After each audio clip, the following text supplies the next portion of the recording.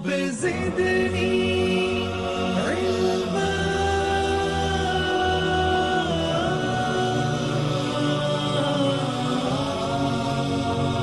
رب زدني علما. السلام عليكم ورحمة الله وبركاته.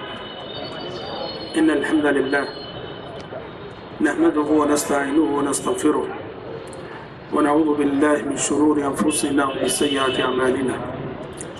من يهده الله فلا مضل له ومن يضلل فلا هادي له، وأشهد أن لا إله إلا الله وحده لا شريك له، وأشهد أن محمدا عبده ورسوله. يا أيها الذين آمنوا اتقوا الله حق تقاته ولا تموتن إلا وأنتم مسلمون. يا أيها الناس اتقوا ربكم الذي خلقكم من نفس واحدة وخلق منها زوجها وبث منهما رجالا كثيرا ونساء، واتقوا الله الذي تساءلون به والأرحام إن الله كان عليكم رقيبا. يا أيها الذين آمنوا اتقوا الله وقولوا قولا سديدا يصلح لكم أعمالكم ويغفر لكم ذنوبكم، ومن يطع الله ورسوله فقد فاز فوزا عظيما.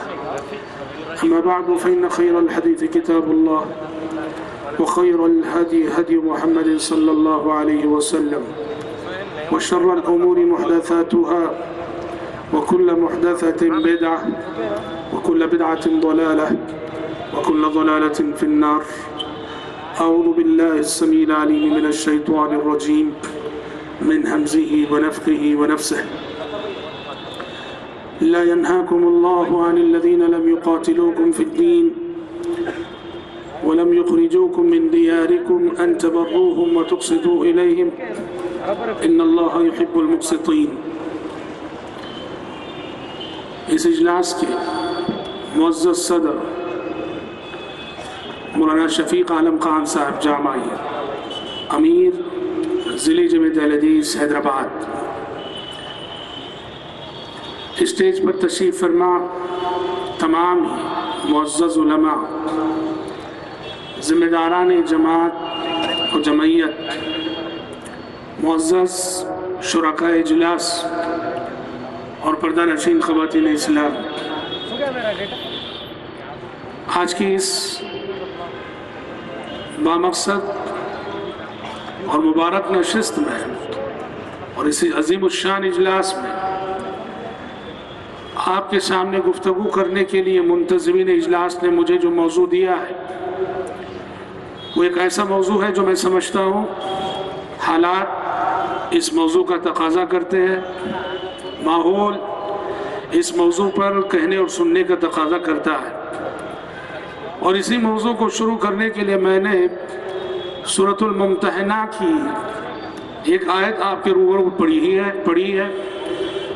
اللہ تبارک و تعالیٰ نے اس آیت میں ارشاد فرمایا، لا ينهاكم الله عن الذين لم يقاتلوكم في الدين ولم يخرجوكم من دياركم ان تبروهم وتقسطوا اليهم. کہ اللہ تبارک و تعالیٰ تمہیں ان کافروں کے ساتھ حسن سلوک کرنے سے منع نہیں کرتا، ان کافروں کے ساتھ انصاف کرنے سے منع نہیں کرتا جو دین کے سلسلے میں تم سے جھگڑتے نہیں ہیں، تمہیں تمہارے ملک سے، تمہارے وطن سے، تمہارے دیار سے نکالنے کی بات کرتے نہیں ہیں. ایسوں کے ساتھ حسن سلوک کرنے سے اللہ تعالیٰ روکتا نہیں ہے، منع کرتا. انصاف کرو کہ انصاف کرنے والے بندے اللہ تعالیٰ کو بڑے محبوب ہیں. دیکھیے یہ سورۃ الممتحنہ کی آیت ہے، اور سورۃ الممتحنہ کا جو مرکزی مضمون ہے وہ ہے کفر اور اہل کفر سے برات کا اعلان، شرک اور اہل شرک سے بیزارگی کا اعلان.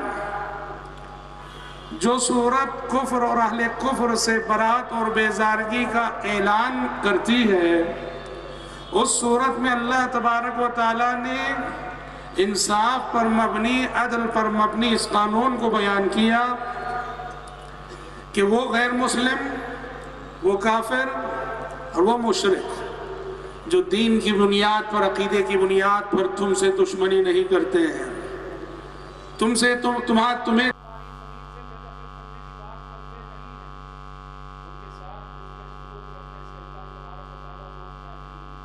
میرا عنوان اصل میں ہے پیارے نبی صلی اللہ علیہ وسلم کا سلوک غیر مسلمین کے ساتھ۔ پیارے نبی صلی اللہ علیہ وسلم کی بعثت اس دنیا میں انسانیت پر اللہ تبارک و تعالیٰ کا بہت بڑا احسان، اللہ تبارک و تعالیٰ کا بہت بڑا انعام۔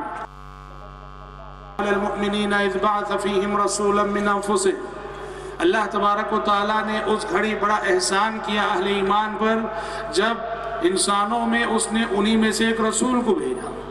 حضرات، پیارے نبی صلی اللہ علیہ وسلم نے دنیا میں آنے کے بعد انسان کو حق اور باطل میں تمیز کرنے کا سلیقہ سکھایا۔ پیارے نبی صلی اللہ علیہ وسلم نے انسان کو انسانیت کی معراج سے آشنا کروایا اور اخلاق و کردار کی اعلیٰ قدروں کا ایک واضح تصور انسانوں کے آگے پیش کیا۔ سیرت رسول کا پڑھنا پڑھانا، حیات طیبہ کے ہر گوشے کے سلسلے میں معلومات لینا، معلومات رکھنا، یہ ہر مسلمان کا فرض ہے۔ اور خصوصاً آپ صلی اللہ علیہ وسلم کی سیرت کا یہ گوشہ کہ آپ کا سلوک اپنے دشمنوں کے ساتھ کیسا رہا، اپنے مخالفین کے ساتھ کیسا رہا، معاشرے کے غیر مسلمین کے ساتھ کیسا رہا، مشرکین مکہ کے ساتھ آپ کا رویہ کیسا رہا، قوم یہود کے ساتھ آپ نے کیا سلوک کیا، نصارہ کے ساتھ آپ نے کیا سلوک کیا، اس گوشے کو جاننا ہمارے لیے اور آپ کے لیے ازحد ضروری ہے۔ کیوں؟ ہندوستان جیسے ممالک میں جہاں ہم سب ایک مائنورٹی کی حیثیت سے نان مسلم میجارٹی کے درمیان رہتے ہیں، ایک اقلیت کی حیثیت سے غیر مسلم اکثریت کے درمیان رہتے ہیں، پیارے نبی صلی اللہ علیہ وسلم کی حیات طیبہ کے اس گوشے کو جاننا ہمارے لیے ضروری ہے تاکہ ہم ملک و ملت کی تعمیر میں اپنا رول ادا کر سکیں اور سماج، معاشرے کو، ہمارے ملک کو، ہمارے شہروں کو، ہمارے محلوں کو ہم امن والا شہر، امن والا محلہ، امن والا صوبہ اور امن والا ملک بنا سکیں۔ اسی حوالے سے حضرات، آج میں اپنی تقریر میں اور مجھے دیے گئے محدود وقت میں انشاءاللہ تعالی حیات طیبہ کے حوالے سے آپ صلی اللہ علیہ وسلم کا سلوک جو غیر مسلمین کے ساتھ تھا اس کے کچھ نمونے میں واقعات کی شکل میں پیش کرنے کی کوشش کروں گا، اور آپ سے درخواست یہ ہے آپ جائزہ لیں ہمارا جو رویہ ہے، ہمارا جو طرز عمل ہے، ہمارا طرز عمل غیر مسلمین کے ساتھ کیسا ہے، اور پیارے نبی صلی اللہ علیہ وسلم کا سلوک غیر مسلمین کے ساتھ کیسا تھا، آپ خود جائزہ لے سکتے ہیں اور آپ خود انصاف کر سکتے ہیں۔ حضرات، سب سے پہلی اور بنیادی بات یہ ہے کہ پیارے نبی صلی اللہ علیہ وسلم نے غیر مسلم، وہ چاہے کسی بھی عقیدے کا ماننے والا ہو، وہ چاہے نصرانی ہو، وہ چاہے یہودی ہو، وہ چاہے مشرک ہو، وہ چاہے صنم پرست ہو، پیارے نبی صلی اللہ علیہ وسلم نے تمام ہی مذاہب کے ماننے والوں سے تعلقات رکھے۔ آپ نے دوریاں نہیں بنائی، مشرکین مکہ سے آپ کے تعلقات رہے، یہود مدینہ سے آپ کے تعلقات رہے، نجران کے نصارہ سے آپ کے تعلقات رہے، آپ نے غیر مسلمین سے تعلقات رکھے، وقت پڑنے پر آپ ان کی دعوت قبول کرتے، غیر مسلم کی مہمان نوازی آپ قبول کرتے، غیر مسلم کے مہمان بنتے، اگر کبھی ان میں سے کوئی بیمار ہو گیا اس کی عیادت کرتے، اور اس سے بڑی بات کیا ہو سکتی ہے کہ آپ صلی اللہ علیہ وسلم نے غیر مسلمین کے ساتھ کاروبار، تجارت، لین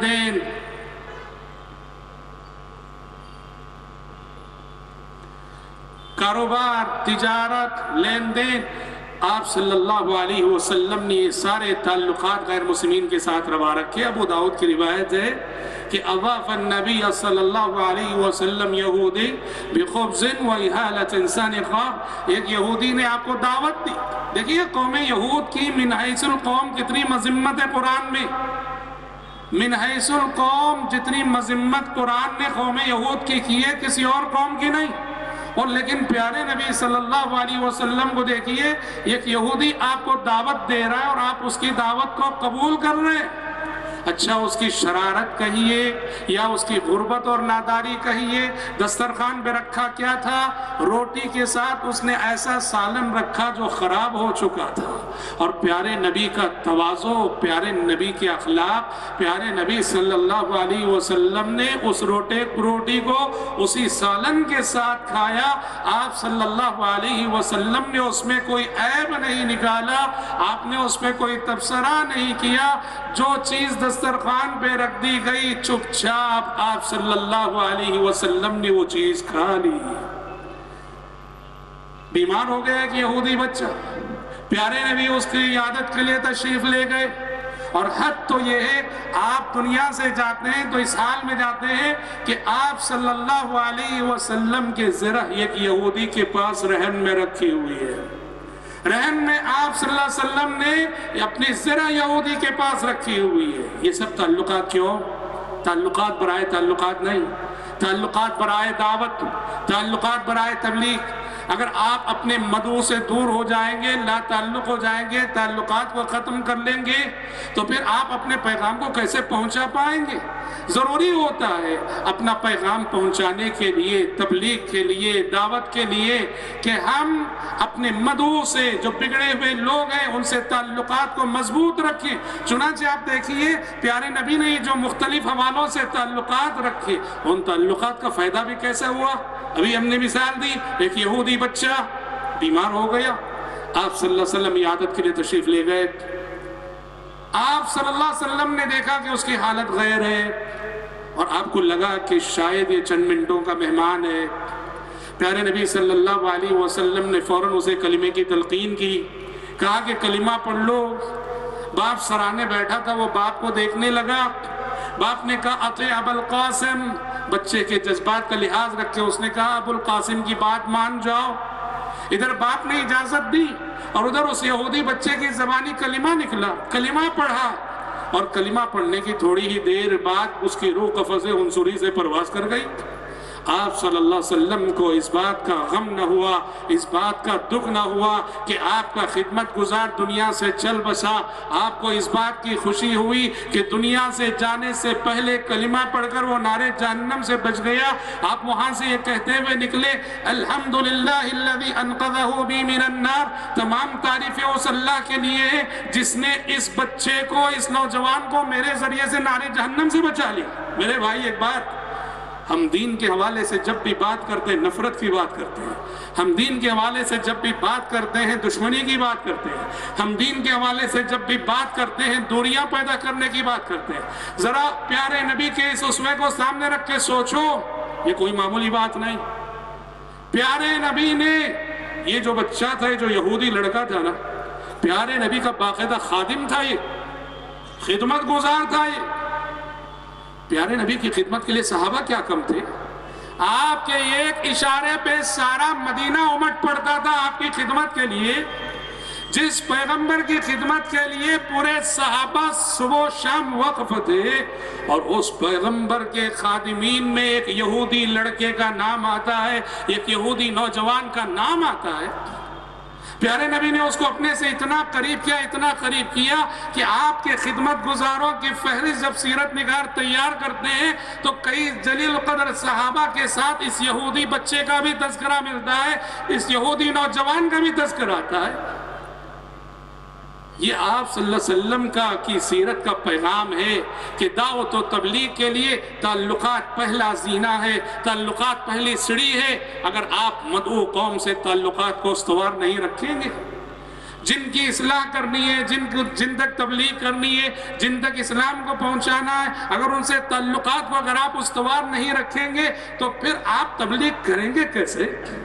تعلقات رہیں گے، صبح و شام وہ آپ کے اخلاق کو دیکھتا رہے گا، آپ کے کردار کو دیکھتا رہے گا، آپ کی گفتگو کو وہ سنتا رہے گا، اور نہیں معلوم کہ کب کون سا عمل آپ کا اسے متاثر کر جائے، کون سی ادا تمہاری اسے متاثر کر جائے۔ یہ چیز بار بار غور کرنے کی ہے کہ کیا سبب ہے کہ جس نبی کی خدمت کے لیے سارا مدینہ وقف تھا، اس نبی نے ایک یہودی نوجوان کو اپنے سے اتنا قریب کیا کہ آپ کے خدمت گزاروں میں اس کا نام سیرت نکال لیتے ہیں اور لکھتے ہیں۔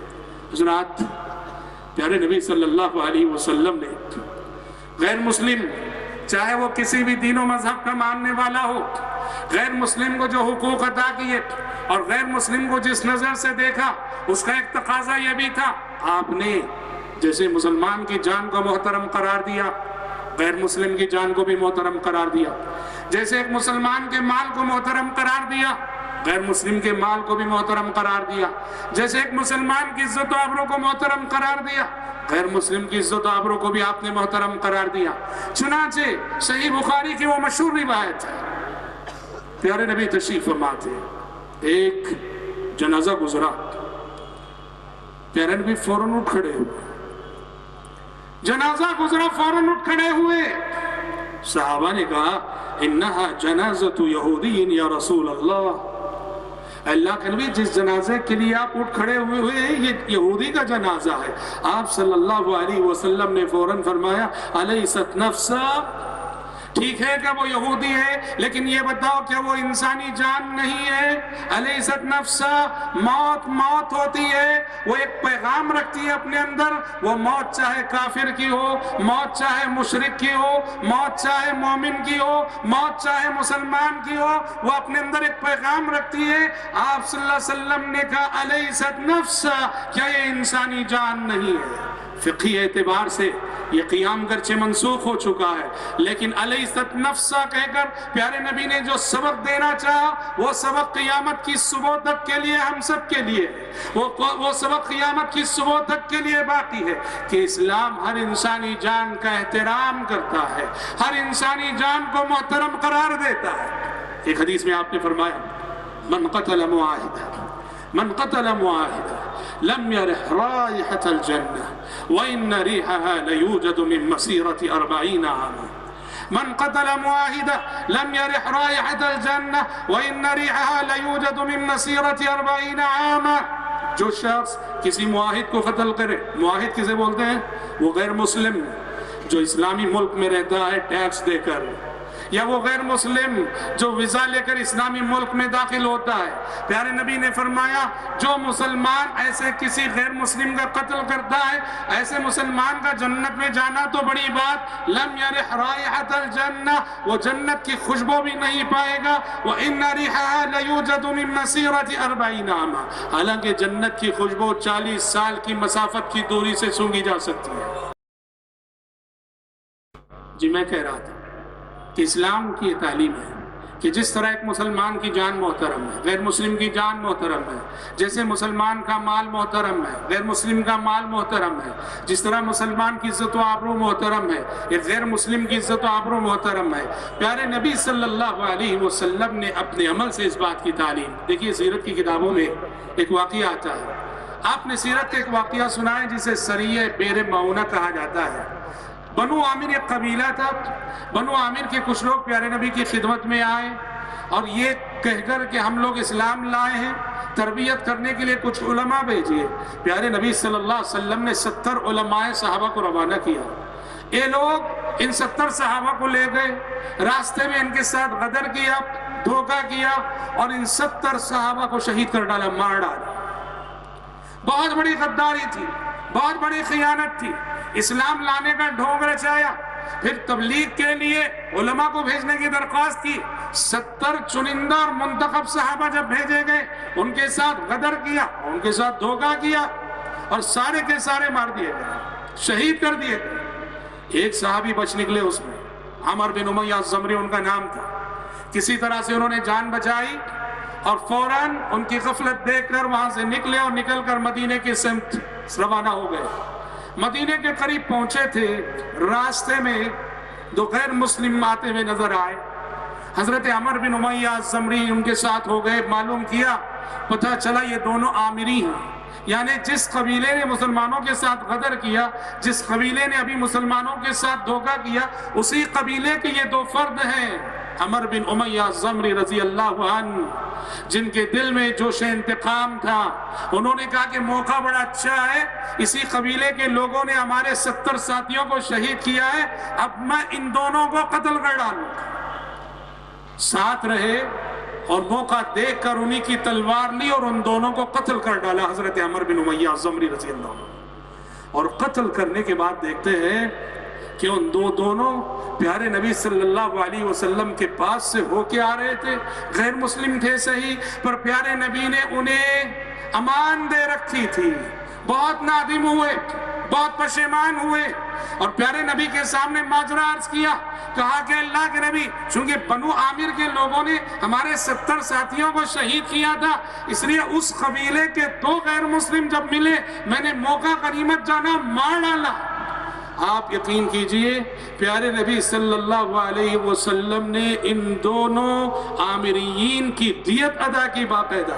انسانی تاریخ میں ایسی مثال آپ نہیں دکھا سکتے کہ جس قبیلے نے مسلمانوں کے 70 آدمی شہید کیے ہو اور جس وقت شہید کیے ہو اسی وقت اس قبیلے کے 2 افراد کا قتل ناحق ہو گیا، تو پیارے نبی صلی اللہ علیہ وسلم اس قبیلے کو ان دونوں جانوں کا خون بہا ادا کر رہے ہیں اور ان دونوں کی دیت ادا کر رہے ہیں۔ آپ نے دیت دے کر یہ پیغام دیا کہ غیر مسلم کی جان بھی محترم ہوتی ہے۔ جہاں تک مال کی بات ہے، بخاری شریف میں اور ابو داؤد میں مشہور حدیث ہے، مشہور صحابی حضرت مغیرہ بن شعبہ رضی اللہ عنہ، مغیرہ بن شعبہ رضی اللہ عنہ چند غیر مسلمین کے ساتھ تھے اور انہوں نے ان کو قتل کر ڈالا، اور ان کے پاس جو مال ملا وہ سارا مال لے لیے اور لے کر پیارے نبی کی خدمت میں حاضر ہوئے اور کہا کہ اللہ کے نبی دیکھیے میں اسلام قبول کرنا چاہتا ہوں، میں اسلام قبول کر رہا ہوں، اور یہ میرے ساتھ دیکھیے مال ہے، یہ چند غیر مسلمین کا مال ہے جو میرے ساتھ تھے، میں نے انہیں مار ڈالا اور ان کے پاس جتنا مال ملا ہے وہ آپ کی خدمت میں رکھ رہا ہوں۔ پیارے نبی صلی اللہ علیہ وسلم نے کہا اما الاسلام فقد قبلناه، اما الاسلام فقد قبلناه واما المال فانه مال غدر وخیانہ۔ کہا کہ مغیرہ رہا تمہارا اسلام لانا یہ تو منظور ہے، تمہارا اسلام لانا منظور ہے، تم آج سے مسلمان ہو، رہا یہ مال جو تم پیش کر رہے ہو، جو دے رہے ہو، یہ مال دھوکہ دے کر حاصل کیا گیا ہے، خیانت کر کے حاصل کیا گیا ہے، یہ مال ہمارے لیے جائز نہیں ہے، یہ مال ہمارے لیے حلال نہیں ہے۔ دیکھو غیر مسلم کے ساتھ دھوکہ کیا گیا اور اس کا مال لوٹا گیا، پیارے نبی نے اس مال کو اپنے لیے ناجائز سمجھا، اس مال کو اپنے لیے آپ صلی اللہ علیہ وسلم نے حرام جانا۔ حضرات پیارے نبی صلی اللہ علیہ وسلم کو قرآن مجید نے جو اخلاقی تعلیمات دی ہیں ان میں سے ایک تعلیم یہ بھی تھی وَتَعَاوَنُوا عَلَى الْبِرِّ وَالتَّقْوَى وَلَا تَعَاوَنُوا عَلَى الْإِثْمِ وَالْعُدْوَانِ وَتَعَاوَنُوا عَلَى الْبِرِّ وَالتَّقْوَى، نیکی اور تقوی کے کاموں میں ایک دوسرے کی مدد کرو، نیکی اور تقوی کے کاموں میں باہمی تعاون کا مزاج ہونا چاہیے تمہارے اندر۔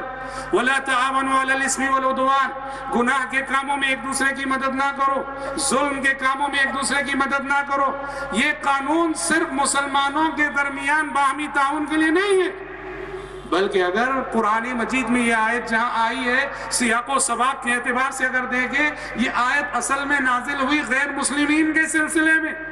چنانچہ اللہ نے فرمایا وَلَا يَجْرِمَنَّكُمْ شَنَآنُ قَوْمٍ أَن صَدُّوكُمْ عَنِ الْمَسْجِدِ الْحَرَامِ أَن تَعْتَدُوا وَتَعَاوَنُوا عَلَى الْبِرِّ وَالتَّقْوَى وَلَا تَعَاوَنُوا عَلَى الْإِثْمِ وَالْعُدْوَانِ۔ اے مسلمانوں، ان مشرکین مکہ نے تمہیں صلح حدیبیہ کے موقع پر عمرہ کرنے سے روکا تھا، بیت اللہ جانے سے روکا تھا، کہیں تمہیں ان کی یہ دشمنی زیادتی پہ آمادہ نہ کرے، تمہیں ان کی یہ دشمنی ظلم پہ آمادہ نہ کرے۔ وَتَعَاوَنُوا عَلَى الْبِرِّ وَالتَّقْوَى، مشرکین کا ذکر کرنے کے بعد قرآن کہہ رہا ہے کہ نیکی اور تقوی کے کاموں میں ایک دوسرے کا تعاون کرو، تعاون دو اور تعاون لو۔ وَلَا تَعَاوَنُوا عَلَى الْإِثْمِ وَالْعُدْوَانِ، ظلم اور گناہ کے کام میں نہ تعاون کرو اور نہ تعاون لو۔ کئی ایک مفسرین نے لکھا ہے یہ آیت یہ اصول پیش کرتی ہے کہ خدمت خلق کے کاموں میں غیر مسلمین کے ساتھ تعاون لینا دینا جائز ہے، رفاہ عام کے کاموں میں غیر مسلمین کے ساتھ باہم مل جل کر کام کرنا جائز ہے، سوشل سروس جسے کہتے ہیں اس میں غیر مسلمین کے ساتھ، اور خصوصاً میرے بھائی ان جیسے معاشروں میں جہاں ہم مسلمان ایک مائنورٹی کی حیثیت سے جیتے ہیں، ایک اقلیت کی حیثیت سے جیتے ہیں، ہمارے لیے ازحد ضروری ہے کہ خدمت خلق اور رفاہ عام کے ان کاموں میں انصاف پسند غیر مسلم، امن پسند غیر مسلم، صلح پسند غیر مسلم، ان سے اچھے روابط رکھیں، ان سے اچھے تعلقات رکھیں، اور تعلقات رکھ کر نیکی اور خیر کے کاموں کو آگے بڑھائیں۔ دیکھو پیارے نبی صلی اللہ علیہ وسلم نبوت سے قبل جب ابھی تاج نبوت آپ کے سر پہ رکھا نہیں گیا تھا، مکے میں پیارے نبی صلی اللہ علیہ وسلم نے نبوت سے قبل 40 سال زندگی گزاری۔ ان 40 سالوں میں کبھی کسی شر کے معاملے میں آپ نے تعاون نہیں کیا اور تعاون نہیں دیا، لیکن جب ایک خیر کے مقصد کے لیے تنظیم اٹھی، جب مکے میں بدامنی عام ہو گئی، قافلے لوٹ لیے جانے لگے، چوریاں زیادہ ہو گئی، تو مکے کے کچھ باہوش افراد اٹھ کھڑے ہوئے کہ مکے کے ماحول کو پرامن بنائیں گے، ظالم کا ہاتھ پکڑیں گے، مظلوم کو اس کا حق دلائیں گے۔ ان نیک مقاصد کے لیے جب ایک تنظیم بنی تو پیارے نبی صلی اللہ علیہ وسلم نے باقاعدہ اس تنظیم میں اپنا تعاون پیش کیا۔ سیرت کی کتابوں میں اس تنظیم کو حلف الفضول کے نام سے جانا جاتا ہے۔ مکے کا جو امن لٹ چکا تھا، مکے کا جو سکون لٹ چکا تھا، اس لٹے ہوئے امن کو واپس لانے کے لیے یہ تنظیم قائم ہوئی، معاشرے کو پرامن بنانے کے لیے یہ تنظیم قائم ہوئی۔ آپ صلی اللہ علیہ وسلم نے غیر مسلمین کے ساتھ باقاعدہ تعاون دیا اور تعاون لیا۔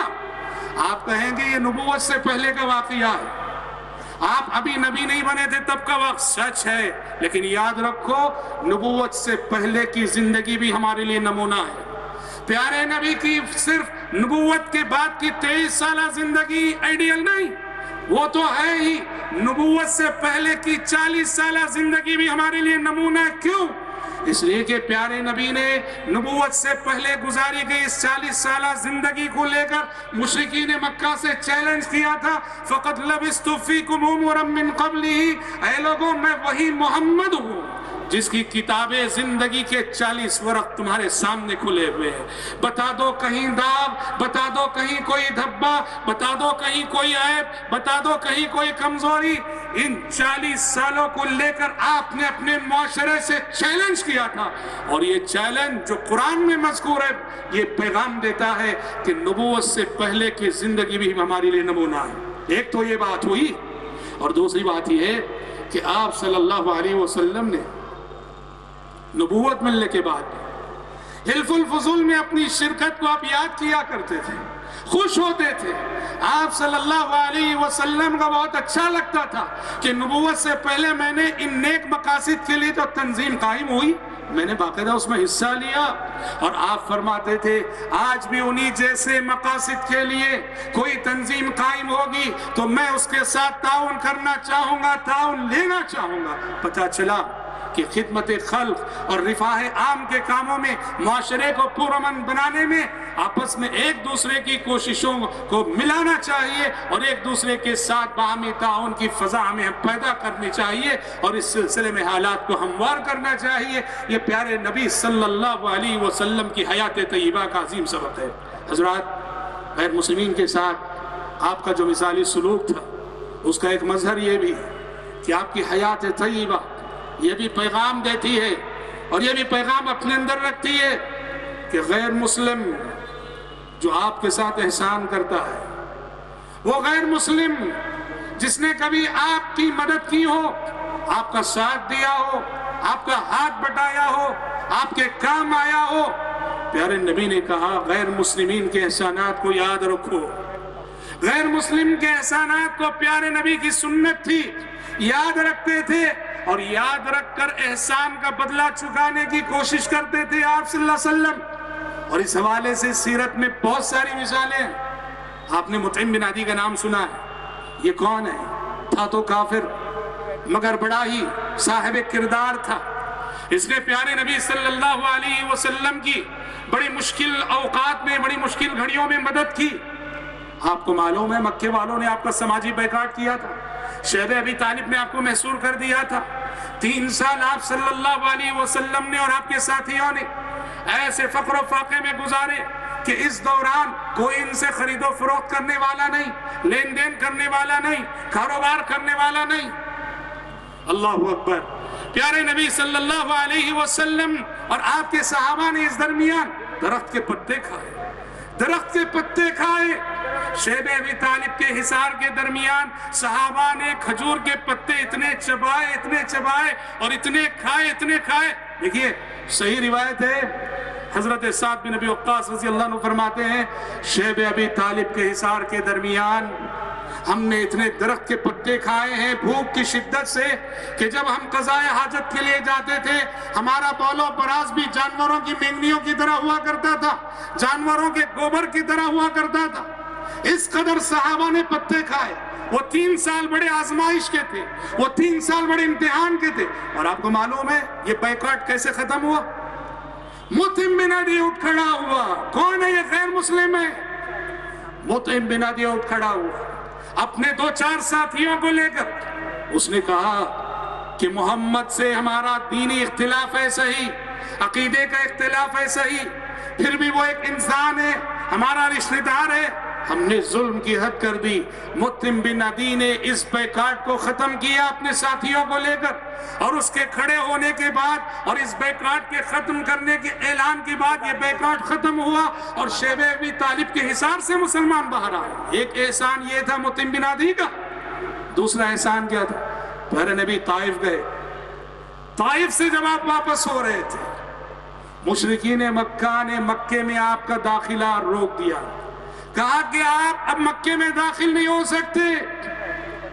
اس وقت بھی مطعم بن عدی آگے بڑھ کے سامنے آتا ہے، آگے کہتا ہے محمد میں آپ کو پناہ دیتا ہوں، میری شخصی پناہ میں آپ مکے میں داخل ہو سکتے ہیں۔ مطعم بن عدی کی شخصی پناہ میں آپ مکے میں داخل۔ اس دور میں آج جیسے سیاسی پناہ ہوتی ہے، کوئی بھی سردار کسی کو پناہ دے دیتا، پورا قبیلہ اور پورا شہر اس کا لحاظ رکھتا تھا۔ پیارے نبی کو مطعم بن عدی نے پناہ دی اور پیارے نبی مکے میں داخل ہوئے۔ مطعم بن عدی کے اس احسان کو آپ نے یاد رکھا اور اس کا بدلہ دینا چاہا۔ اور آپ کو بڑی یاد آئی مطعم بن عدی کی، جانتے ہیں کب؟ جب جنگ بدر ہوئی، مکی زندگی ختم ہو کے آپ مدینہ پہنچے، جنگ بدر ہوئی، جنگ بدر کا نتیجہ یہ نکلا 70 کافر مارے گئے، 70 کافر مسلمانوں کے ہاتھوں گرفتار ہوئے، مسلمانوں کے ہاتھ پہلی مرتبہ 70 کافر قید میں ہیں۔ اس وقت آپ صلی اللہ علیہ وسلم کو مطعم بن عدی کی یاد آئی اور اس وقت تک مطعم بن عدی کا انتقال ہو چکا تھا۔ آپ نے اس وقت فرمایا تھا لو كان المطعم ابن عدی حیا، لو كان المطعم ابن عدی حیا ثم كلمني في هؤلاء النتن لا تقتم له۔ آپ نے فرمایا اگر آج مطعم بن عدی زندہ ہوتا اور ان 70 قیدیوں کی سفارش میں ایک جملہ کہہ دیا ہوتا، اس کے ایک جملے پر ان 70 قیدیوں کو میں آزاد کر دیا ہوتا۔ هل جزاء الاحسان الا الاحسان؟ احسان کا بدلہ احسان کے سوا اور کیا ہو سکتا ہے؟ پیارے نبی صلی اللہ علیہ وسلم نے غیر مسلم کے احسان کو ہمیشہ یاد رکھا اور اس کا بدلہ دیا، اور بدلہ بھی بڑا بھاری بدلہ۔ کبھی کبھار تو ایسا ہوا چھوٹے چھوٹے احسانات کا آپ نے بڑا بھاری بدلہ چکایا ہے۔ اور اس سلسلے میں بھی آپ نے بخاری شریف کی وہ مشہور حدیث سنی ہے، سفر میں تھے پیارے نبی صلی اللہ علیہ وسلم، سینکڑوں کی تعداد میں آپ کے ساتھ صحابہ تھے، پانی ختم ہو گیا، پانی ختم ہو گیا، ضرورتیں ہیں، پینا ہے، نہانا ہے، غسل کرنا ہے، دھونا ہے۔ آپ صلی اللہ علیہ وسلم نے پانی کی تلاش میں تو صحابہ روانہ کی، پانی تو نہیں ملا۔ ہاں البتہ ایک مشرک عورت مل گئی، ایک غیر مسلم عورت مل گئی جو 2 مشکیزیں بھرے ہوئے لے جا رہی تھی۔ صحابہ اس خاتون کو پکڑ لے آئے، پیارے نبی صلی اللہ علیہ وسلم نے اس خاتون کے برتن میں اپنا دست مبارک رکھا، اس خاتون کے پانی میں اپنا دست مبارک رکھا اور آپ کی انگلیوں کے درمیان سے پانی کے چشمے ابلنے لگے۔ آپ نے فرمایا صحابہ سے سب اپنی اپنی ضرورتیں پوری کر لو۔ سارے صحابہ نے جو سینکڑوں کی تعداد میں تھے اپنی اپنی ضرورتیں پوری کر لی. جس کو پینا تھا پی لیا, جس کو نہانا تھا نہا لیا, جس کو دھلنا تھا دھل لیا, جس کو اسٹور کرنا تھا کر لیا. اور راوی حدیث کہتے ہیں میں نے دیکھا سینکڑوں لوگوں کی ضرورتیں پوری ہو گئی اور اس خاتون کے پانی میں ایک قطرہ کمی نہ آئی. عہد نبوت میں کئی بار ایسا ہوا ہے, وقت ضرورت پانی میں برکت آ جائے, پانی زیادہ ہو جائے. وقت ضرورت دودھ میں برکت آ جائے, دودھ زیادہ ہو جائے. وقت ضرورت چاول میں برکت آ جائے, غذا میں برکت آ جائے. دسیوں واقعات ایسے عہد نبوت میں ہوئے. تو سینکڑوں کی تعداد میں صحابہ ان کی ضرورتیں پوری ہوئی اور اس خاتون کا پانی ایک قطرہ کم نہ ہوا. پھر بھی بیچاری جا رہی تھی, پکڑ کے لایا گیا. آپ نے صحابہ سے کہا اس کی اجرت اسے دے دو. سب نے جس کے پاس جو چیز میسر تھی دے دیا. کسی نے کھجور دے دیے, کسی نے ستو کا آٹا دے دیا, جسے جو چیز میسر تھی دے. وہ عورت بہت خوش ہوئی کہ پانی بھی بچا رہا اور مفت میں اتنی بھاری قیمت مجھے ملی ہے.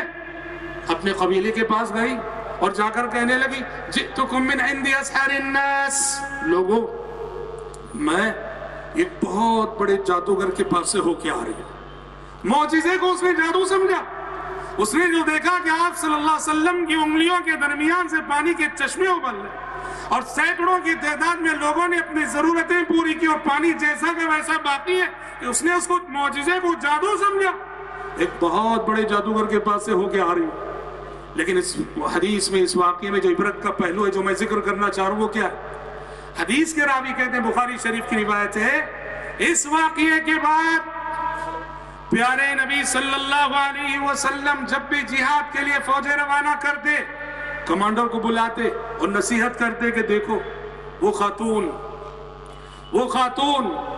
کہ جس کے پانی سے ہم نے ایک مرتبہ فائدہ اٹھایا تھا اس کی بستی پہ حملہ نہ کرنا. دیکھیے, یہ ہے اسلام, یہ ہے اخلاق, یہ ہے کیریکٹر, اور یہ ہے سیرت محمدی, اور یہ ہے حیات محمدی, اور یہ ہے وہ کردار جسے لے کر ہم دنیا سے چیلنج کرتے ہیں کہ محمد الرسول اللہ صلی اللہ علیہ وسلم جیسا کیریکٹر, آپ جیسا کردار, آپ جیسی زندگی کہیں لا کے دکھا دوں. آپ نے کہا کہ جس عورت کے پانی سے ہم نے فائدہ اٹھایا تھا نا, اس عورت کی بستی پہ حملہ نہ کرنا, اس عورت کے قبیلے پہ حملہ نہ کرنا. چنانچہ صحابہ پیارے نبی کی اس وصیت کا بڑا لحاظ رکھتے. اس خاتون نے, اس کے قبیلے والوں نے دیکھا چاروں طرف مسلمانوں کے حملے ہو رہے. مسلمانوں کے حملوں سے اگر کوئی بستی محفوظ ہے, کوئی قبیلہ محفوظ ہے تو بس یہ قبیلہ. وہ عورت سمجھ گئی کہ وہ جو پانی سے فائدہ ایک مرتبہ اٹھا لیا ہے اس کا بدلہ ہمیں دے رہے محمد صلوات اللہ وسلم علیہ. اس نے اپنے قبیلے والوں کو جمع کیا. قبیلے والوں کو جمع کر کے کہا لوگوں دیکھو کہ چاروں طرف حملے ہو رہے, مسلمانوں کے حملے سے اگر بچی ہے تو ہماری بستی بچی ہے. جانتے ہو کیوں؟ وہ جو ایک مرتبہ میرے پانی سے فائدہ اٹھا لیا تھا مسلمانوں نے, اس کا بدلہ وہ ہمیں دے رہے. عورت نے کہا لوگوں اگر محمد کی تعلیمات اتنی ہی اچھی ہیں تو کیا ہی اچھا ہوگا کہ ہم سب مسلمان ہو جائیں. سارا کا سارا قبیلہ مسلمان ہو گیا. بخاری کی روایت ہے, سارا کا سارا قبیلہ مسلمان ہو گیا. پانی کا احسان, پانی کا احسان. پیارے نبی نے پانی کے احسان کا اتنا بڑا بدلہ عطا کیا. ایک مرتبہ اس کے پانی سے ہم نے فائدہ اٹھایا ہے, لہٰذا پورے قبیلے کو, پوری بستی کو آپ نے امان دے دی کہ اس بستی پہ حملہ نہ کیا جائے. هل جزاء الاحسان الا الاحسان. احسان کا بدلہ احسان کے سوا اور کیا ہو سکتا ہے؟ اور احسان احسان ہوتا ہے, چاہے وہ مسلمان کا ہو, مومن کا ہو, کافر کا ہو, یہودی کا ہو, کرسچن کا ہو. احسان احسان ہوتا ہے اور اسے یاد رکھنا چاہیے اور یاد رکھ کر احسان کا بدلہ دینے کی کوشش کرنی چاہیے. یہ پیارے نبی صلی اللہ علیہ وسلم کی حیات طیبہ کا بہت بڑا سبق ہے. حضرات, آپ صلی اللہ علیہ وسلم کی حیات طیبہ غیر مسلمین کے حوالے سے ہمیں جو پیغامات دیتی ہے, جو تعلیمات دیتی ہے, اس میں سے ایک بہت بڑی تعلیم انصاف کی بھی. انصاف کہ غیر مسلم کے ساتھ محض اس بنا کہ وہ غیر مسلم ہے ظلم نہ کرو, زیادتی نہ کرو. آپ نے کہا انصاف کرو, انصاف کا معاملہ کرو. قرآن نے کہا وَلَا يَجْرِمَنَّكُمْ شَنَآنُ قَوْمٍ علی اللہ تعدلوا اعدلوا هو اقرب للتقوى. کسی قوم کی دشمنی تمہیں ظلم پہ آمدہ نہ کرے، کسی قوم کی نفرت تمہیں ظلم پہ آمدہ نہ کرے. اعدلوا هو اقرب للتقوى. انصاف کرو کہ انصاف کرنا ہی عین تقوی کا تقاضا ہے. یہ آیت غیر مسلمین کے سلسلے میں ہے جو مسلمانوں کو پیغام دے رہی ہے کہ غیر مسلم کے ساتھ محض اس بنا کہ وہ غیر مسلم ہے ظلم نہ کرو. مسند احمد کی ایک حدیث ہے، پیارے نبی فرماتے ہیں اگر کوئی مسلمان ظلم کرتا ہے، کس پر؟ غیر مسلم پر. مسلمان ظالم ہے اور غیر مسلم مظلوم ہے، پیارے نبی فرماتے ہیں اس غیر مسلم کی آہیں اور اس غیر مسلم کی بددعا اس مسلمان کو برباد کر سکتی ہے. اللہ کے پاس یاد رکھو، دعاؤں کی قبولیت کے لیے قانون الگ ہے، بددعاؤں کی قبولیت کے لیے قانون الگ ہے. دعا صرف مومن کی قبول ہوتی ہے، دعا صرف موحد کی قبول ہوتی ہے، دعا صرف مسلمان کی قبول ہوتی ہے. بددعا ہر مظلوم کی قبول ہوتی ہے، وہ یہودی ہو، وہ کرسچن ہو، وہ ہندو ہو، وہ سکھ ہو، وہ کوئی بھی ہو. ظلم اگر ظالم مسلمان ہو، مظلوم کافر ہو، اس کافر کی بددعا اس مسلمان کو برباد کر سکتی ہے. یہ ہماری شریعت کی تعلیم ہے. ظلم ہے چاہے جس کے ساتھ بھی ہو، ظلم کہیں بھی اس شریعت اسلامیہ نے ظلم کو کبھی برداشت نہیں کیا. دیکھیے ایک مرتبہ کیا ہوا، یہ بھی ابو داؤد کی حدیث ہے. ایک مسلمان اور ایک یہودی میں کچھ تو میں ہو گئی، کچھ بحث ہو گئی، تکرار ہو گئی. یہودی نے قسم کھاتے ہوئے کہا وَالَّذِي اصْطَفَى مُوسَى عَلَى الْعَالَمِينَ. یہودی نے کہا قسم ہے اس ذات کی جس نے موسیٰ علیہ السلام کو برگزیدہ بنایا. اس قسم میں کوئی غلطی تھی؟ کوئی غلطی نہیں. یہودی نے کیا کہا؟ وَالَّذِي اصْطَفَى مُوسَى عَلَى الْعَالَمِينَ. قسم ہے اس ذات کی جس نے موسیٰ علیہ السلام کو برگزیدہ بنایا، موسیٰ علیہ السلام کو جہاں والوں میں سے چن لیا. اس قسم کے کھانے پر جو مسلمان صحابی تھے ان کو بڑا غصہ آ گیا. انہوں نے یہودی کو تماچا رسید کر دیا. صحابی نے یہودی کو ایک تماچا رسید کر دیا اور وہ یہودی سیدھے کہاں گیا؟ پیارے نبی صلی اللہ علیہ وسلم کی خدمت میں پہنچا. یہودی نے جا کے شکایت کی کہ دیکھیے آپ کے ساتھی نے مجھے اس لیے مارا ہے کہ میں نے یوں قسم کھائی کہ وَالَّذِي اصْطَفَى مُوسَى عَلَى الْعَالَمِينَ، کہ قسم ہے اس ذات کی جس نے موسیٰ علیہ السلام کو چن لیا، برگزیدہ بنایا. پیارے نبی نے یہودی کی شکایت سنی، یہودی کی شکایت کو بجا قرار دیا اور اپنے مسلمان جو صحابی تھے، صحابی کو آپ نے تنبیہ کی اور کہا کہ لَا تُفَضِّلُونِي عَلَى مُوسَى. لوگو مجھے موسیٰ علیہ السلام پہ فوقیت نہ دو، موسیٰ علیہ السلام پہ فضیلت نہ دو. کیوں؟ اس لیے کہ کل جب حشر کے میدان میں سب سے پہلے میں ہوش میں آؤں گا، حشر کے میدان میں سب سے پہلے میری آنکھیں کھلیں گی تو دیکھوں گا کہ موسیٰ علیہ السلام عرش الہی کو تھامے ہوئے کھڑے ہوئے ہیں. پتہ نہیں وہ مجھ سے پہلے ہوش میں آ چکے ہوں گے یا دنیا میں ان بھی جو مدہوشی طاری ہوئی تھی، دنیا کی اس مدہوشی کے بدلے کل حشر کے دن کی بے ہوشی سے بچا لیے جائیں گے. آپ صلی اللہ علیہ وسلم نے یہاں یہودی کو حق بجانب قرار دیا اور کہا کہ مسلمان سے زیادتی ہے. ایسا مزاج اسلام نے دیا ہے. ظلم ہوتا ہے، ظالم ہوتا ہے، قطع نظر اس کے دین سے، اس کے مذہب کے، اس کے عقیدے کے. عہد نبوت بھی اور ایسے ہی واقعہ ہوا تھا.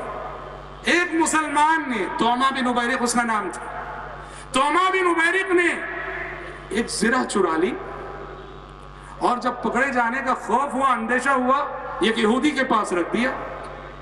پیارے نبی کی خدمت میں مسئلہ پہنچا تو اس شخص نے، توما بن عبیرق نے، جو کہ چور تھا، جس نے چرایا تھا، اس نے یہودی پہ الزام لگایا کہ چور وہ ہے، چرایا اس نے ہے. اور بظاہر پیارے نبی صلی اللہ علیہ وسلم کو یقین ہو گیا کہ یہی یہودی چور ہے، اس لیے کہ زرہ اس کے پاس ملی ہے. تو قریب تھا کہ پیارے نبی صلی اللہ علیہ وسلم اس یہودی کو مجرم قرار دیتے.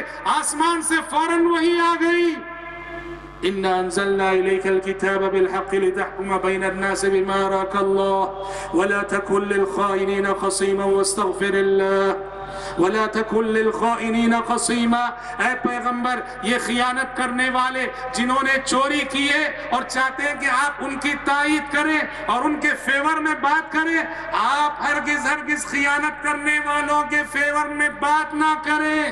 واستغفر اللہ، اور اللہ سے استغفار کیجئے. ان اللہ کان غفورا رحیما. ان آیتوں نے نازل ہو کے بتایا حقیقت میں چور یہی ہے. توما بن مبارک یہودی چور نہیں ہے، آسمان سے آنے والی وحی نے یہودی کی برات کا اعلان کیا اور مسلمان کے مجرم ہونے کا اعلان کیا.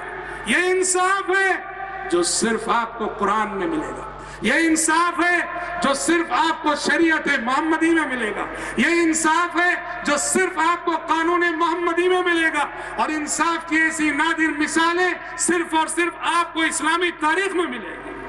اسی حوالے سے حضرات دیکھیے، معاہدے، قوموں کی تاریخ میں معاہدوں کی بڑی اہمیت ہوتی ہے. قوم قوم سے معاہدہ کرتی ہے، قبیلہ قبیلے سے معاہدہ کرتا ہے، ملک ملک سے معاہدہ کرتا ہے، فرد فرد سے معاہدہ کرتا ہے. پیارے نبی صلی اللہ علیہ وسلم نے غیر مسلمین کے ساتھ کیے گئے معاہدوں کو ایسے نبھایا ہے، ایسے نبھایا ہے. آپ جیسے میں نے کہا اسلامی تاریخ کے علاوہ دوسری تاریخ میں ایسی مثالیں نہیں دکھا سکتے آپ. جنگ بدر کا موقع ہے، یہ چیلنج ہے، کوئی اپنی تاریخ میں کوئی عہد و پیمان کی پاسداری کا کوئی ایسا واقعہ پیش کر کے دکھا دے. چیلنج ہے، جنگ بدر کا موقع ہے. آپ کو معلوم ہے کہ بدر میں کیا قسم پرسی کا عالم تھا. نکلے تھے ابو سفیان کے قافلے کا پیچھا کرنے کے لیے، اچانک لڑائی کی نوبت پیش آ گئی. 313 کے مقابلے میں وہ 1000 وہ آئے ہیں لڑنے کے لیے، پوری تیاری سے آئے ہیں. اور مسلمانوں کا یہ عالم ہے ناقص تیاری. تیر ہے تلوار نہیں، تیر ہے کمان نہیں، کمان ہے تو تیر نہیں، تلوار ہے تو ڈھال نہیں، ڈھال ہے تو تلوار نہیں. تعداد کم اور پھر یہ ناقص تیاری. اور ایسے میں دیکھیے ایک واقعہ ہوا، صحابی رسول حذیفہ بن یمان رضی اللہ عنہ اور ان کے والد، یہ دونوں جو پیارے نبی کے پاس جنگ میں شامل ہونے کے لیے آ رہے تھے، ابو جہل کے جاسوسوں نے انہیں گرفتار کر لیا. ابو جہل نے جنگ سے پہلے جاسوس پھیلا رکھے تھے، غلط راستے کا انتخاب کیا. آنے میں ان دونوں نے ابو جہل کے جاسوسوں کے ہاتھوں گرفتار ہو گئے اور پکڑ کے ابو جہل کے پاس لے گئے. ابو جہل نے پوچھا کہاں جا رہے تھے؟ جان بچانی تھی، جھوٹ بولا. کہا کہ مدینہ جا رہے تھے. کہا کہ سچ کہو مدینہ جا رہے تھے؟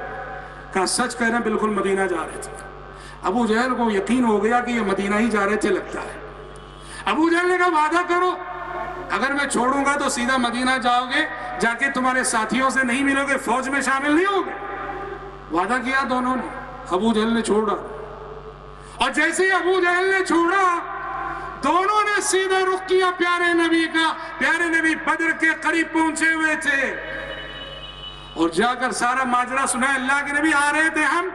ابو جہل کے جاسوسوں کے ہاتھوں گرفتار ہو گئے اور بلاخر یہ وعدہ لے کے ابو جہل نے چھوڑا ہے کہ ہم مدینہ جائیں گے اور آپ کے ساتھ شامل نہیں ہوں گے. پیارے نبی نے کہا وعدہ کر چکے ہو؟ کہا کہ ہاں وعدہ کر چکے. کہا اگر وعدہ کر چکے ہو تو وعدے کے مطابق مدینہ چلے جاؤ. اللہ وعدے کے مطابق مدینہ چلے جاؤ، اللہ ان کے خلاف ہماری مدد کرے گا. ہم نے کہا تاریخ میں ایسی مثال دکھا دو کیسی نازک گھڑی تھی. 313 یا 319 جو بھی کہیے، 2 سپاہیوں کا اضافہ کتنا معنی رکھتا تھا. ایسی نازک گھڑی میں بھی میدان جنگ میں دشمن سے کیے ہوئے عہد و پیمان کو بھی پیارے نبی نے یوں نبھایا کہ جب ابو جہل سے وعدہ کر چکے تھے یہ دونوں، کہا کہ واپس مدینہ چلے جاؤ، وعدے کو نبھاؤ. مسلمان ہمیشہ ظاہری اسباب یا ظاہری تیاری کی بنیاد پہ جنگ نہیں جیتا کرتا ہے، اللہ سے تعلق کی بنیاد پہ جیتا کرتا ہے. اور بالکل ایسی ہی مثال امیر معاویہ رضی اللہ عنہ کے زمانے میں ہوا. امیر معاویہ رضی اللہ عنہ کے زمانے میں ایک بات یہ ہوئی کہ رومیوں کے ساتھ معاہدہ تھا. مدت معاہدہ ابھی ختم ہونے کو تھی کہ امیر معاویہ رضی اللہ عنہ نے روم کی سرحد پہ فوج ترتیب دے دی. نیت کیا تھی کہ جیسے ہی مدت معاہدہ ختم ہوگی رومیوں پہ حملہ بولیں گے, حملہ کر دیں گے. صحابی رسول عمر بن انبسہ رضی اللہ عنہ نے خلیفہ وقت امیر معاویہ رضی اللہ عنہ سے کہا کہ خلیفہ وقت غلطی کر رہے ہیں آپ, ابھی آپ معاہدے کی مدت میں ہیں, معاہدے کی مدت میں سرحد پہ فوجیں ترتیب دینا بھی یہ معاہدے کے خلاف ورزی ہے, واپس بلائیے پوری فوج کو. امیر معاویہ رضی اللہ عنہ کو اتنی بڑی تیاری کرنے کے بعد, سرحد پر فوجیں کھڑی کر دیے جانے کے بعد, حضرت عمر بن انبسہ کی نصیحت کو قبول کرتے ہوئے ساری فوجیں وہاں سے واپس بلانی پڑی. عہد و پیمان کو نبھانے کی ایسی مثالیں آپ دنیا کی تاریخ میں نہیں دکھا سکتے. اسی طرح سے حضرات پیارے نبی صلی اللہ علیہ وسلم قوموں کے درمیان جو تعلقات ہوتے ہیں, آپسی تعلقات کی کچھ روایتیں ہوتی ہیں. ایک ملک دوسرے ملک سے تعلقات قائم کرتا ہے اور ایک قوم دوسرے قوم سے تعلقات قائم کرتی ہے. تعلقات کی کچھ روایتیں ہوتی ہیں. پیارے نبی نے جائز حدود میں رہ کر اس وقت تعلقات کی جو روایتیں تھیں ان روایتوں کا بھی آپ نے لحاظ رکھا. چنانچہ دیکھیے آپ صلی اللہ علیہ وسلم کے بارے میں آتا ہے آپ کا ایک خاص لباس تھا. ویسے تو بڑی زہد کی زندگی تھی, بڑی زاہدانہ زندگی آپ نے گزاری, بڑی ناداری کی زندگی آپ نے گزاری. اس کے باوجود زمانے کے جو دستور ہیں جو قوموں سے تعلقات کے حوالے, قوموں کے باہمی تعلقات کے حوالے سے بڑی اہمیت کے حامل تھے, آپ نے ایک لباس خاص اٹھا رکھا تھا. جانتے ہیں کس لیے؟ آپ کی خدمت میں جو عرب کے مختلف قبائل کی نمائندہ وفود آیا کرتے تھے, غیر مسلمین کے وفود, کہا کہ جب یہ وفد آتے ہیں آپ صلی اللہ علیہ وسلم وہ لباس پہن کر جو آپ کے پاس موجودہ لباسوں میں سب سے بہتر اور سب سے عمدہ لباس تھا, آپ اچھا لباس پہن کر آنے والے وفود کا استقبال کرتے تھے. اور یہ سب آنے والے مسلمان نہیں ہوتے, آپ کی خدمت میں آنے والے آدھے سے زیادہ وفود کافر تھے, غیر مسلم تھے, اور آپ نے ان کو اتنا اچھے انداز میں ویلکم کیا, استقبال کیا. ان کی آمد پر آپ اچھا لباس پہن کر استقبال کرتے تھے جی. اور جب آپ نے دعوت اسلام کے خطوط لکھنے چاہے بادشاہوں کو, وقت کی سپر پاور طاقتوں کو, آپ کو بتایا گیا کہ اس زمانے کی روایت ہے کہ کوئی بڑا آدمی کسی بڑے آدمی کو خط لکھتا ہے, خط پر مہر ہونی چاہیے اور اسی خط کو اہمیت دی جاتی ہے, اسی خط کو پڑھا جاتا ہے جس پہ مہر ہوتی ہے. پیارے نبی صلی اللہ علیہ وسلم نے اس بات کو سن کر باقاعدہ مہر اپنائی. آپ صلی اللہ علیہ وسلم کی جو مبارک انگوٹھی تھی اس میں آپ صلی اللہ علیہ وسلم نے محمد الرسول اللہ لکھوا لیا, اور وہی آپ صلی اللہ علیہ وسلم کی مہر تھی. جو بھی خطوط آپ نے لکھے, کسرا کے نام, قیصر کے نام, جو بھی خطوط آپ نے لکھے باقاعدہ اس پہ مہر ہوا کرتے تھے. اور دیکھیے یہ باہمی تعلقات میں سفارت بڑا معنی رکھتی ہے. کسی بھی قبیلے کا سفیر, کسی بھی قوم کا سفیر, سفیر کی کبھی توہین نہیں کی جاتی, سفیر کو کبھی ستایا نہیں جاتا. کسی بھی ملک یا کسی بھی قوم کے سفیر کو ستانا اس پورے ملک پر ظلم کرنے کی برابر ہے. پیارے نبی نے اس کا کتنا لحاظ رکھا.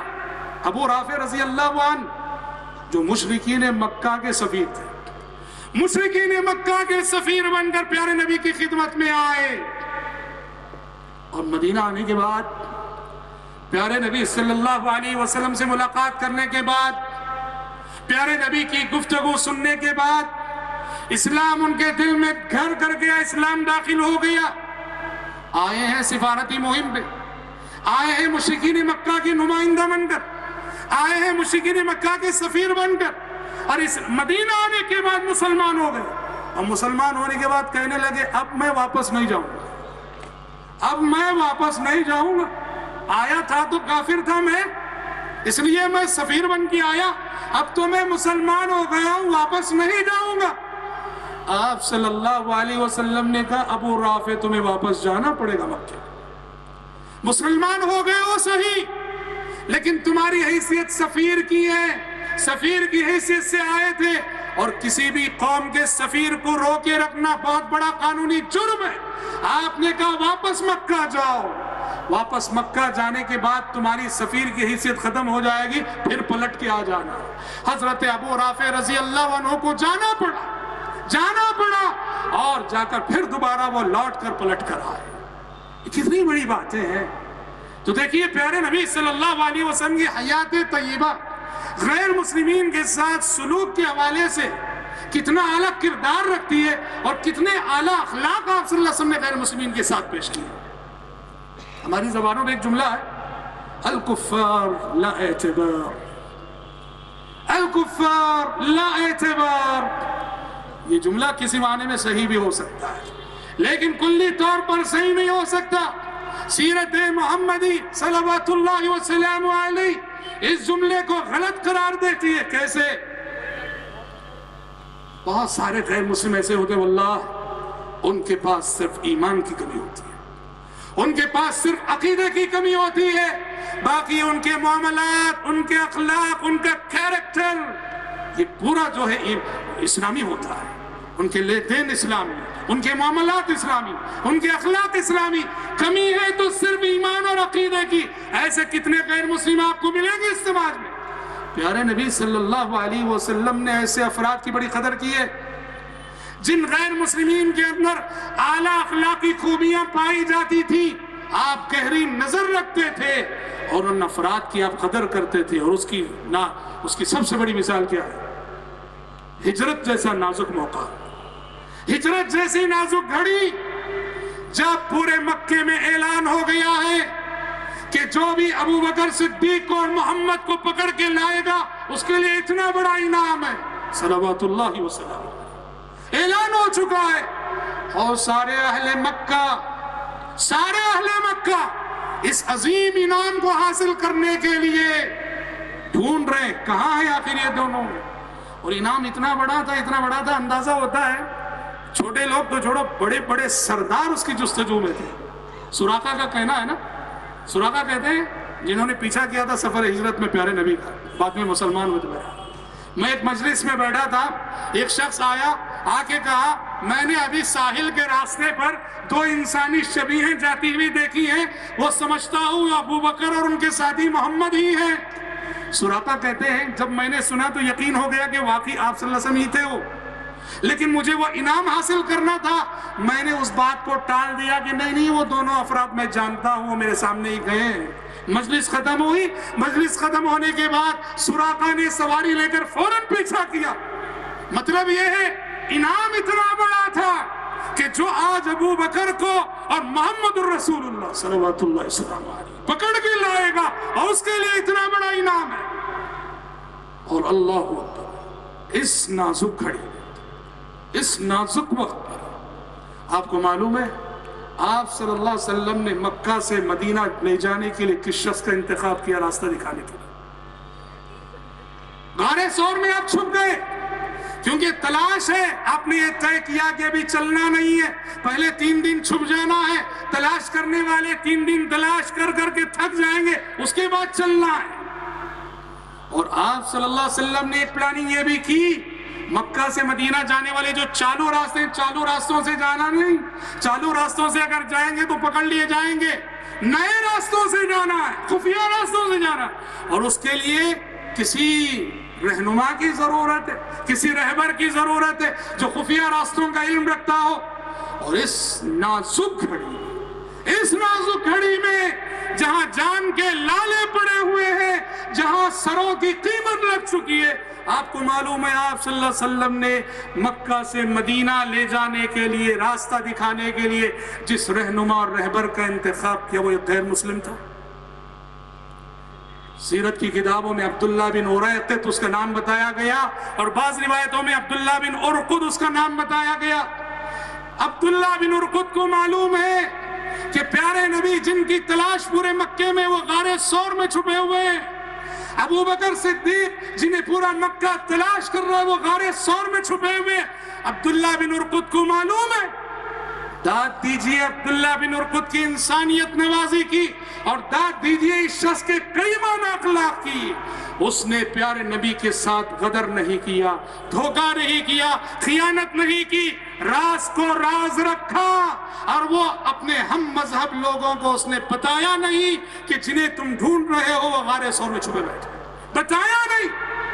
حالانکہ سیرت نگار لکھتے ہیں کہ پیارے نبی صلی اللہ علیہ وسلم نے عبداللہ بن ارقط کے لیے جو اجرت طے کی تھی وہ اس انعام کے مقابلے میں کوئی حیثیت نہیں رکھتی تھی۔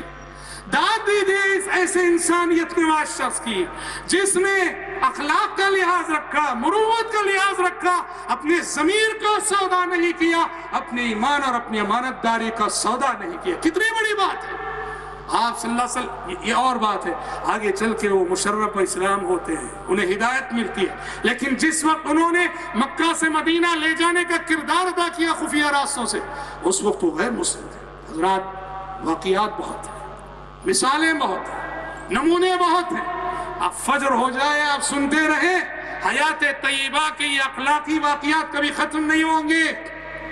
آج ضرورت اس بات کی ہے کہ ہم اسی نبی کے امتی ہیں، تو آج ان اخلاق کو اپنی عملی زندگی میں نافذ کر کے دکھائیں۔ آج خون کے آنسو رونے کو دل کرتا ہے۔ نبی رحمت کے امتی ہم، جس نبی کے شب و روز، جس نبی کے لیل و نہار سراسر اخلاق کریمانہ کا ثبوت، اور آج ہمارے معاملات کیسے ہیں؟ معاملات میں کتنی کچی ہے ہماری قوم، لین دین میں کتنی کچی ہے ہماری قوم، اخلاق میں ہمارا کیا حال ہے، اور نعوذ باللہ اسلام کا نام لے کر اسلام کے نام پہ ہمارے پاس جذباتی نوجوان کیسا ظلم کرتے ہیں، جس کے سبب آج اسلام کو دہشت گردی کا الزام دیا جا رہا ہے۔ نبی عربی محمد صلی اللہ علیہ وسلم کو دہشت گرد ہونے کا الزام دیا جا رہا ہے، اور قرآن مجید جو کتاب رحمت ہے اس کو دہشت گردی کی تعلیم دینے والی کتاب قرار دیا جا رہا ہے۔ کون ذمہ دار ہے؟ میں ذمہ دار ہوں اور آپ ذمہ دار ہیں جو اسلام کا نام لے کے ایسے کام کرتے ہیں جن کی اجازت اسلام نہیں دیتا۔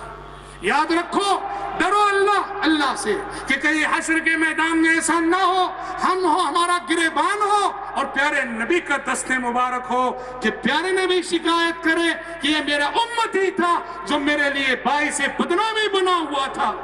امتی باعث رسوائی پیغمبر ہیں، اقبال نے جو کہا۔ صحابہ نے دیکھیے پیارے نبی صلی اللہ علیہ وسلم نے کہا کہ ماں باپ کو گالی دینے کی بات کہی، کہا کہ ماں باپ کو گالی دے۔ صحابہ نے فوراً پوچھا اپنے ماں باپ کو کوئی گالی دیتا ہے؟ پیارے نبی نے کیا فرمایا؟ پیارے نبی نے کہا ڈائریکٹ کوئی ماں باپ کو گالی نہیں دیتا، تم کسی کے ماں باپ کو گالی دیتے ہو وہ ریاکشن اور رد عمل میں تمہارے ماں باپ کو گالی دیتا ہے، تم ہی دو سبب بنے۔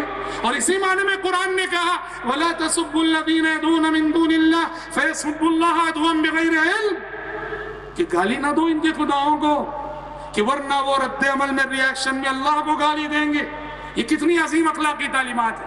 حضرات، آج ضرورت ہے پیارے نبی صلی اللہ علیہ وسلم کے اخلاق و کردار کو اپنی عملی زندگی میں نافذ کرنے کی۔ اللہ کی قسم، پیارے نبی صلی اللہ علیہ وسلم کی ایک ایک تعلیم پہ، ایک ایک سنت پہ، ایک ایک حدیث پہ اگر اخلاص سے عمل کرو گے آپ کا عمل دعوت بن جائے گا اور اس ملک ہندوستان کا نقشہ بدل جائے۔ دیکھیے ہمارے صوبہ تمل ناڈو کا مشہور واقعہ ہے، ایک کمپنی کا مالک جو لوگوں کو ماہانہ تنخواہ دینے میں بہت ستایا کرتا تھا، ہر مہینہ تنخواہ بہت دیر سے دیتا تھا، بہت تاخیر سے دیتا تھا۔ ایک مرتبہ درس حدیث میں ایک حدیث اس نے سن لی جو اس کے دل پہ اثر کر گئی کہ پیارے نبی نے فرمایا آتُ الْأَجِيرَ أَجْرَهُ قَبْلَ أَن يَجِفَّ عَرَقُهُ، مزدور کو اس کا پسینہ سوکھنے سے پہلے اس کی مزدوری دے دو۔ اس نے طے کیا کہ آئندہ سے میں اپنے ورکرز کو، اپنے ماتحتوں کو پہلی دوسری تاریخ پہ تنخواہ دے دوں گا، اور اس نے اس حدیث پہ خلوص دل کے ساتھ عمل شروع کیا۔ ورکرز نے دیکھا خلاف معمول اس مہینے پہلی تاریخ کو تنخواہ مل گئی، سب کو حیرت ہوئی۔ دوسرا مہینہ دیکھا خلاف معمول پہلی تاریخ کو تنخواہ مل گئی اور حیرت زدہ ہوئے۔ تیسرا مہینہ دیکھا خلاف معمول پہلی تاریخ کو تنخواہ مل گئی، ان سے رہا نہ گیا، پوچھ بیٹھے کہ یہ تبدیلی اچانک کیسے؟ آپ سے تو ہمیں اتنی شکایت تھی۔ اس نے کہا کہ میں تمہیں تنخواہ دینے میں بہت ستایا کرتا تھا، پر ہمارے پیغمبر کی ایک حدیث میں نے سنی اور میں نے یہ ارادہ کر لیا کہ اس حدیث میں آئندہ سے عمل کروں گا کہ مزدور کا پسینہ سوکھنے سے پہلے اس کی اجرت دے دو، اسی کا نتیجہ ہے کہ تم 3 مہینوں سے دیکھ رہے ہو وقت پہ دے رہا ہوں۔ لکھا ہے اللہ اکبر، اس بات کو سن کر اس کمپنی کے کئی غیر مسلم ورکرز مسلمان ہو گئے۔ مسلمان سچا مسلمان بن جائے، یہ سب سے بڑی دعوت ہے، سب سے بڑی تبلیغ ہے۔ زبان قال سے زیادہ تبلیغ ہمیشہ زبان حال سے ہوتی ہے۔ اسلامی کیریکٹر پیش کرو، نبی عربی حضرت محمد صلی اللہ علیہ وسلم کے مجسم اخلاق کو اپنی عملی زندگی میں پیش کرو اور پھر دیکھو اس ملک کا نقشہ بدل جائے۔ میں اپنی گفتگو کو زیادہ طول نہ دیتے ہوئے انہی نکات پہ ختم کرتا ہوں اور رب العالمین سے دعا کرتا ہوں کہ رب العالمین مجھ کہنے والے کو اور آپ سننے والوں کو ہر شعبہ زندگی میں پیارے نبی صلی اللہ علیہ وسلم کے اسوے کو اپنانے کی توفیق عطا فرمائے اور خلوص دل کے ساتھ آپ صلی اللہ علیہ وسلم کی ہر چھوٹی بڑی تعلیم پر عمل کرنے کی توفیق عطا فرمائے۔ شکر گزار ہوں میں جامعۃ الحدیث حیدرآباد اور سکندرآباد اور اس کے محترم ذمہ داران کا اور ان 3 حلقوں کا، خاص کر جن 3 حلقوں کے احباب نے آج کے پروگرام منعقد کیا ہے۔ دعا ہے کہ رب العالمین آپ سب کی جد و جہد قبول فرمائے اور ہم سب کی محنتوں کو اللہ تعالیٰ ثمر آور بنائے اور ہم سب آپ سب کی محنتوں کا صلہ رب العالمین جنت الفردوس کی صورت ادا کرے۔ آمین۔ وآخر دعوانا الحمدللہ رب العالمین۔